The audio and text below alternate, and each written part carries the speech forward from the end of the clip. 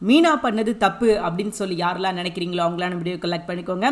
மீனா என்ன பண்ணுறாங்க அப்படின்னா, முத்துவை மதிக்கலை சத்யா. அதுக்கு பதில் என்ன பண்ணுறான் அப்படின்னா, மாமா அந்த இடத்துக்கு வந்தா, அதாவது கூழூத்துற கோவிலுக்கு மாமா வந்தால் நான் அந்த இடத்துல இருக்க மாட்டேன் அப்படின்னு சொல்லி ரொம்பவே திமிரா பேசுகிறான். அப்போ மீனா என்ன சொல்லியிருக்கணும் அப்படின்னா, சரி அவர் வரல அப்படின்னா நானும் வரமாட்டேன், நீயா ஊற்றிக்கோ, நீயா என்ன படிக்கும், உன் குடும்பமாச்சு நீயாச்சு அப்படின்னு சொல்லியிருந்துருக்கணும். ஆனால் மீனா என்ன சொல்கிறாங்க அப்படின்னா, ஏண்டா சத்யா இப்படி பண்ணுற, அப்படிலாம் பண்ணாதுடா, மாமா வரட்டும்டா அப்படின்ற மாதிரி ஆர்கியூமெண்ட் பண்ணிக்கிட்டு இருக்காங்க அவங்ககிட்ட. ஆனால் அவங்ககிட்ட ஆர்கியூமெண்ட் பண்ணுற அளவுக்கு அவன் அவ்வளோ பெரிய ஒர்த்தா அப்படின்னு கேட்டிங்கன்னா கண்டிப்பாக கிடையவே கிடையாது. ஸோ இந்த விஷயம் முத்துவுக்கு சொன்னாலும் சொல்லலைனாலும் நல்லாவே தெரியும், அவன் நம்மளை கூப்பிட மாட்டான் அப்படின்னு சொல்லிட்டு.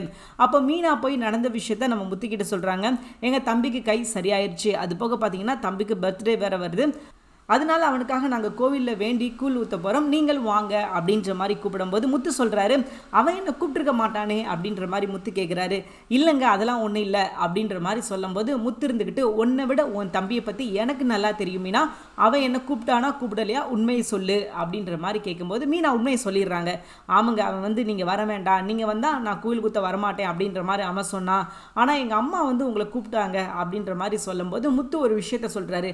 இல்லை மீனா, இது சரிப்பட்டு வராது, நீ அங்கே போகாத அப்படின்ற மாதிரி சொல்கிறாரு. ஏன்னா அவனோட ஃபுல் ஹிஸ்ட்ரியும் இவருக்கு நல்லாவே தெரியும், அவன் எவ்வளோ பெரிய அயோக்கியன், என்ன கேவலமான வேலைகள்லாம் பார்த்துக்கிட்டு இருக்கான் அப்படின்றது முத்துவுக்கு நல்லா தெரியும். ஆனால் இந்த எல்லா பிரச்சனைக்கு காரணம் முத்து தாங்க. முத்து வந்து அவனை பற்றின விஷயங்கள் உண்மையை போட்டு உடச்சிருந்தார் அப்படின்னா இன்னைக்கு அவர் மேலே எந்த தப்பும் இல்லை அப்படின்ற மாதிரி ப்ரூஃப் ஆயிருக்கும். அவன் சத்யா நல்லவன் கிடையாது அப்படின்றது எல்லாருக்கும் தெரிஞ்சிருக்கும். ஆனால் நான் சத்யாவை காப்பாற்றுறேன், உங்கள் அம்மாவுக்காக பாவம் அவங்க கஷ்டப்படுறாங்க, சத்யாவை பற்றின விஷயங்கள் அவங்களுக்கு தெரிஞ்சால் அவங்க ரொம்ப வருத்தப்படுவாங்க, அதனால நான் இந்த விஷயத்தை நான் யாருக்கிட்டே சொல்ல மாட்டேன், நான் உண்மையை மறைக்க போகிறேன் அப்படின்னு சொல்லி இப்போ முத்து பண்ண தேவையில்லாத விஷயங்கள் எல்லாமே அவருக்கு பக்க விளைவு, பின் விளைவை ஏற்படுத்துது. இதில் தான் முத்து ஒரு மிகப்பெரிய தப்பு பண்ணுறார் அப்படின்னு சொல்லலாம். சரி, இப்போ முத்து மீனா கிட்ட என்ன சொல்கிறார் அப்படின்னா, அவன் என்ன மதித்து கூப்பிடல மீனா, நீயும் அந்த இடத்துக்கு போகக்கூடாது, அங்கே போகாது, அது சரிப்பட்டு வராது, அது நமக்கு தேவையும் இல்லை அப்படின்ற மாதிரி ஆணித்தனமாக சொல்கிறாரு நம்ம முத்து. மீனா வந்து இப்போவாவது கேட்டிருக்கணும், சரி வந்து இவர் சொல்கிறது சரிதான், எப்படி பார்த்தாலும் முத்து சொல்கிறதுல ஒரு நியாயம் இருக்குது அப்படின்ற மாதிரி யோசிச்சு போகலை அப்படின்னு சொல்லியிருந்திருக்கணும். ஆனால் இவங்க என்ன பண்ணுறாங்க அப்படின்னா, சோகமாக கிச்சன் பக்கத்தில் உட்காந்துருக்குறாங்க. அந்நேரம் சுருதி அவங்க ஒரு பெரிய வேலை பார்த்துட்டு தான் வீட்டுக்குள்ளே வர்றாங்க. அவங்க என்ன பண்ணுறாங்க அப்படின்னா, என்ன மீனா ரொம்பவே சோகமாக இருக்கிற மாதிரி இருக்குது, எதுவும் பிரச்சனையா அப்படின்ற மாதிரி கேட்கும்போது, ஆமாம் சுருதி, என்னோட தம்பிக்கு இன்னைக்கு பிறந்த நாள், அவனுக்காக நாங்கள் கோவிலில் கூழ் ஊற்றுறோம், ஆனால் முத்து வந்து போக வேணாம் அப்படின்ற மாதிரி சொல்கிறாரு அப்படின்றது தான் சுருதி கிட்ட சொன்னாங்க. சுருதி டக்குன்னு என்ன சொல்கிறாங்க அப்படின்னா, இது தப்பு மீனா, இதெல்லாம் சொல்கிறதுக்கு அவர் ரைட்ஸ் கிடையாது, உங்களை போகக்கூடாது அப்படின்னு அவர் தடுக்கக்கூடாது, அவருக்கு போகலை, ஏன்னா அவருக்கும் இவருக்கும் ஏற்கனவே பிரச்சனை இருக்குது அப்படின்றது நல்லாவே தெரியும். ஸோ இவர் போகணும் போகலை அப்படின்றது அது இவரோட தனிப்பட்ட முடிவு, தனிப்பட்ட கருத்து, அதற்காக உங்களை போகக்கூடாது அப்படின்னு சொல்கிறதுல எந்த விதத்திலையும் நியாயம் கிடையாது. நீங்கள் என்ன பண்ணுங்க, நீங்கள் முதல்ல போய் அந்த விஷயத்தை பாருங்க அப்படின்ற மாதிரி சொல்லிடுறாங்க. சுருதியை பொறுத்த வரைக்கும் பார்த்தீங்கன்னா, சத்யா எப்படிப்பட்டவன், நல்லவனா கெட்டவனா, இதுக்கு முன்னாடி என்ன பண்ணிக்கிட்டு இருந்தா அப்படின்ற விஷயம் எதுவுமே அவங்களுக்கு தெரியாது. அவங்கள பொறுத்த வரைக்கும் காமனாக ஒரு பிரச்சனை அப்படின்ற மாதிரி பார்க்குறாங்க. முத்து மீனாவோட தம்பி ஃபங்க்ஷனுக்கு போகக்கூடாது அப்படின்ற மாதிரி தடுக்கிறாங்க, அதனால நம்ம போக சொல்லுவோம் அப்படின்றது மட்டும்தான் அவங்களுக்கு தெரியுதே தவிர அதற்கு பின்னாடி என்னென்ன விஷயங்கள் இருக்குது, சத்யா எப்படிப்பட்டவன் அப்படின்றதெல்லாம் அவங்களுக்கு தெரியாது. ஸோ அவங்கள சொல்லி பெரிய குத்தமும் கிடையாது, ஏன்னா அது அவங்க தப்பும் கிடையாதுன்னு வச்சுக்கோங்களேன். இது முழுக்க முழுக்க சத்யாவோட வேலை, சத்யா பண்ண தப்பு தானே தவிர இதற்கும் சுருதிக்கும் எந்த சம்மந்தமும் கிடையாது. அப்போது மீனா என்ன யோசிக்கிறாங்க அப்படின்னா, சுருதி சொல்கிறது சரிதான், நம்ம போயிடுவோம், ஏன்னா தம்பிக்காக போகணும் இல்லையா அப்படின்ற மாதிரி அவங்க யோசிக்கிறாங்க. ஆனால் அந்நேரம் சத்யா ஃபோன் பண்ணி, ஓஹோ மாமா உன்னை தடுத்துட்டாரா, உன் மாமா சொன்ன நீ வரமாட்ட அப்படி தானே, சரிக்கா நீ வரவே வேணாக்கா, எனக்கு நான் கூழு ஊற்றலை ஒன்றும் ஊற்றலை, நான் பேசாமல் கிளம்புறேன் அப்படின்ற மாதிரி சத்யா சொல்ல மீனா வந்து ரொம்ப அப்செட் ஆயிடுறாங்க. ஐயோ இவன் இப்படி சொல்கிறான், இவர் இப்படி சொல்கிறாரு, என்ன தான் பண்ண அப்படின்னு சொல்லி தெரியாமல் அவங்க என்ன பண்ணுறாங்க அப்படின்னா, முத்துவை மதிக்கலைன்னு தெரிஞ்சும் அவங்க என்ன பண்ணுறாங்க அப்படின்னா அந்த கூழ் ஊற்றுற இடத்துக்கு போகிறாங்க. இது முத்துவுக்கு சுத்தமாக பிடிக்காது, ஏன்னா முத்து வந்து ஆரம்பத்திலே சொல்லிட்டு தான் போனார், அங்கே நீ போகாத மீனா, அது உனக்கு தேவையில்லாத விஷயம் அப்படின்னு சொல்லியிருந்தாரு. ஆனால் மீனா அதையும் மீறி என்ன பண்ணுறாங்க அப்படின்னா அங்கே போகிறாங்க. இது முத்துவை மதிக்கலை அப்படின்னா எப்படி இருக்கும் அப்படின்றது நல்லாவே பாருங்களேன். இதுக்கு காரணம் யார் அப்படின்னா முத்து தான். முத்து அவனை பற்றின விஷயங்களை எல்லாருக்கிட்டே சொல்லியிருந்தார் அப்படின்னா நாளைக்கு மீனா ஒரு விஷயத்தை கேட்பாங்க, ஆமாம் அவர் சொல்கிறது சரியாக தான் இருக்கும், போகக்கூடாது அப்படின்னு சொல்கிறார் அப்படின்னா ஒரு காரணம் இருக்கும், ஏதோ ஒரு ரீசன் இருக்கும், தம்பி அந்த மாதிரி ஏதாவது ஒரு சம்பவம் பண்ணியிருப்பான் அப்படின்றத புரிஞ்சுருக்கணும். ஆனால் அவர் சொல்லாததுனால தான் இங்கே யாருக்குமே தெரியல அவனை பற்றி.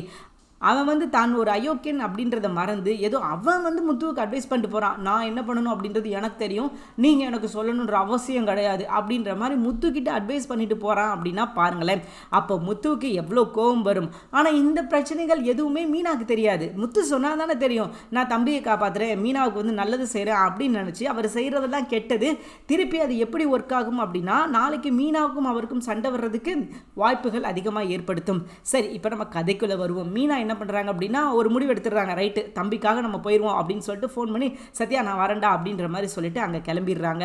இதை யாருமே கொஞ்சம் கூட எதிர்பார்த்துருக்க மாட்டாங்க. விஜயா வந்து இது எல்லாத்தையும் கவனிச்சுக்கிட்டு இருக்காங்க. இங்கே ஏதோ பிரச்சனை போகுது அப்படின்றது அவங்களுக்கு நல்லாவே தெரியும். அது போக பார்த்தீங்கன்னா மீனாவுக்கும் முத்துவுக்கும் எப்படா சண்டை நடக்கும், நம்ம அதை பார்த்து குளிர்காயலாம் அப்படின்னு எதிர்பார்த்துக்கிட்டு இருக்கிற ஒரு ஆள் தான் விஜயா. ஸோ அவங்களுக்கு இப்படி ஒரு வாய்ப்பு கிடைக்கவும் அவங்க வந்து வெயிட் பண்ணிக்கிட்டு இருக்காங்க. முத்து எப்படா வருவான், மீனா அங்கே போயிட்டா அப்படின்ற விஷயத்த போட்டு கொடுக்கலாம் அப்படின்னு சொல்லி அவங்க வெயிட் பண்ணிக்கிட்டு இருக்காங்க.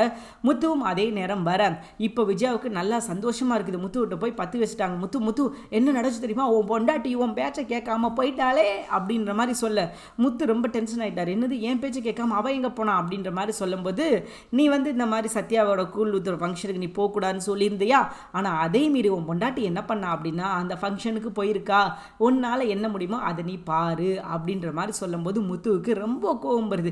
இது எதுக்கு இவளுக்கு தேவையே இல்லாத வேலை, நான் போகக்கூடாதுன்னு சொன்னல, அதே மீறி அவள் ஏன் போகிறா அப்படின்னு சொல்லிட்டு அவருக்கு ரொம்ப கோபம் வருது. நேரம் என்ன பண்ணுறாரு அப்படின்னா கூழ் ஊத்துற இடத்துக்கே போகிறாரு. அங்கே மீனா கூட ஆர்குமெண்ட் பண்ணுறாரு. அதுக்கப்புறம் அங்கே இருக்கிறவங்கலாம் சேர்ந்து முத்து நீ போப்பா, உனக்கு பிடிக்கல அப்படின்னா நீ போ அப்படின்ற மாதிரி சொல்லிடுறாங்க. இவர் எங்கே போகிறார் அப்படின்னா நேராக ஒயின் ஷாப்புக்கு போயிடுறாரு. ஒயின் ஷாப்புக்கு போய் அவர் என்ன பண்ணுறாரு அப்படின்னா தண்ணி அடிக்க ஆரம்பிச்சிடுறாரு.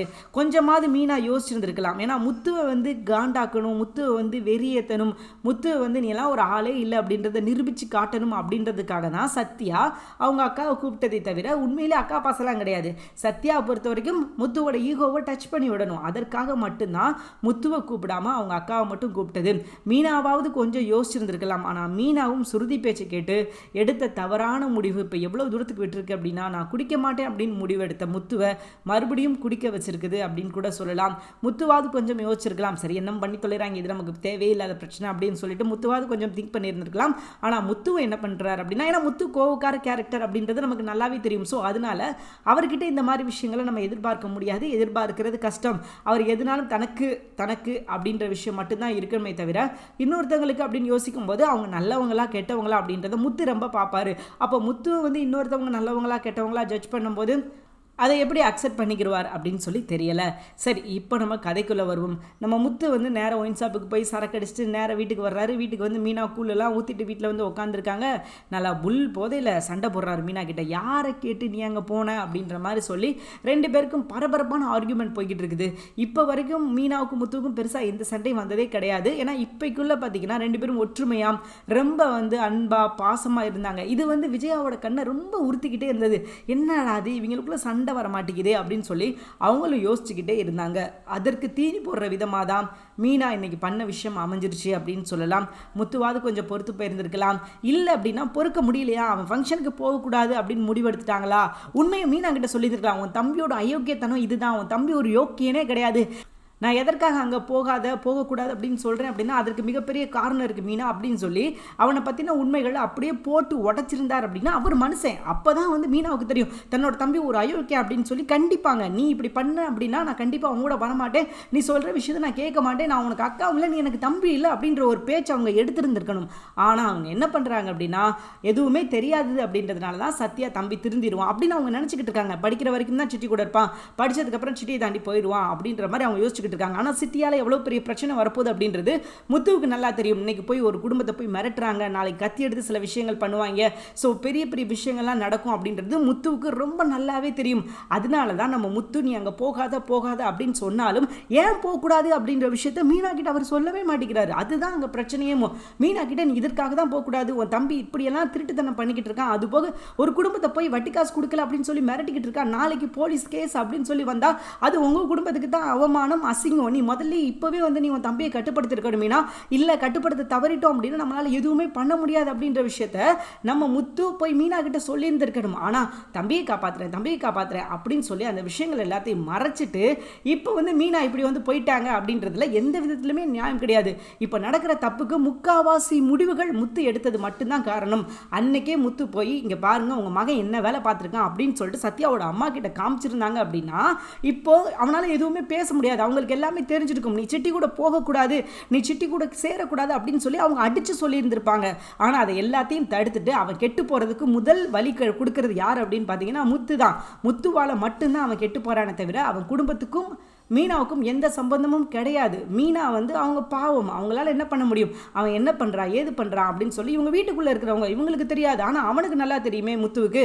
ஆனால் முத்து என்ன பண்ணியிருந்திருக்கணும், போய் சொல்லியிருந்திருக்கணும் மீனா இப்படி பண்ணிக்கிட்டு இருக்கான் மீனா, அதை முத்து மீனா கிட்ட சொல்லியிருந்திருக்கணும். ஆனால் அவர் சொல்லாதது தான் இப்போ எல்லா பிரச்சனைக்கும் ஒரு முன்மாதிரி பிரச்சனையாக வந்து நிற்கிது. ஸோ எது எப்படியோங்க முத்து மீனா இவங்க 2 பேரும் சேர்ந்து இருக்கணும் அப்படின்றத நம்மளோட ஆசை. அவங்களுக்குள்ள இடையில பிரிவினை வரக்கூடாது, சண்டை வரக்கூடாது, அவங்க எப்பயுமே ஒத்துமையாக இருக்கணும் அப்படின்றது தான் நம்ம ஆசைப்படுறோம். ஆனால் அதற்கு டைரக்டர் விட மாட்டேங்கிறாரு. ரோகிணி பிரச்சனை இப்போ வரைக்கும் காட்டலை, அது பிரச்சனை தனி ட்ராக்காக போய்கிட்டு இருக்குது. அது என்ன நடக்க போகுது அப்படின்னு சொல்லி தெரியல. ஏன் அப்படின்னா தேவையில்லாமல் 4 லட்ச ரூபாய்க்கு கடனை வாங்கி அதுவும் கிரெடிட் கார்டு தவணை முறையிலலாம் கெட்டலாம் அப்படின்னு சொன்னால் மனோஜ் என்ன பண்ணுறாரு, கூடிய சீக்கிரமே இது எல்லாத்தையும் வாங்கி 10 லட்ச ரூபாய்க்கு காலி பண்ணி நடு ரோட்டில் நின்று கடையெல்லாம் மூடிட்டு சீல் வச்சுட்டு நாளை கடையை பூட்டிட்டு மனோஜ் போக போகிறதுல எந்த ஒரு மாற்று கருத்துமே கிடையாது. இப்போவே திருந்தி சூதானமாக ஏன்னா கடை வச்சுட்டாரு, இதுக்கப்புறம் பொழைச்சிருந்துருக்கலாம். ஆனால் அதுலேயும் நான் நல்லா பண்ண மாட்டேன், எனக்கு வர்ற காசெல்லாம் நான் வாங்கி உள்ளே போட்டுக்கிருவேன், அது போக நான் யாருக்கும் எந்த செலவும் பண்ண மாட்டேன், எனக்கு இதுதான் பணம் தான் முக்கியம் அப்படின்னு மனோஜ் இருக்கிறதுனால நாளைக்கு ஒரு மிகப்பெரிய அழிவை சந்திக்கிறதுக்கு ரெடி ஆகிட்டாரு. கண்டிப்பாக இந்த கிரெடிட் கார்டு அப்படின்ற விஷயம் அவரை அழிக்க போது, அவரை மட்டும் கிடையாது அவரோட குடும்பத்தையும் சேர்த்து அழிக்க போது. கடையை மூடிட்டு போகிறாரு. இது எல்லாத்துக்கும் ஒரு பின்விளைவு அவர் வாங்கின கிரெடிட் கார்டு தான். ஸோ எது எப்படியோ இதுக்கப்புறம் அவர் திருந்த மாட்டாருங்க, திருந்துறதுக்கான வாய்ப்பே கிடையாது அப்படின்றது நமக்கு நல்லா தெரிஞ்சு போச்சு. அவர் திருந்தவும் மாட்டார், வருந்தவும் மாட்டார். அவரை பொறுத்த வரைக்கும் பணம் பணம் பணம் பணம் இருந்தால் பணம் கூட வாய் பழக்குமோ இல்லையோ மனோஜ் வாயை பழப்பார் அப்படின்றதுல எந்த ஒரு மாற்றுக்கிறதுமே கிடையாதுங்க. ஸோ எது எப்படியோங்க இதுக்கப்புறம் எபிசோட் இப்படி தாங்க போகுது. தேங்க்யூ ஃபார் வாட்சிங். இது உங்களுக்கு பிடிச்சிருந்துச்சுன்னா மறக்காம லைக் பண்ணிக்கோங்க. நம்ம சேனலை நீங்கள் இன்னும் சப்ஸ்கிரைப் பண்ணலையா மறக்காம சப்ஸ்கிரைப் பண்ணுங்கள். கூடவே பக்கத்தில் இருக்கிற பெல் ஐக்கானை மறக்காம கிளிக் பண்ணிக்கோங்க. தேங்க்யூ.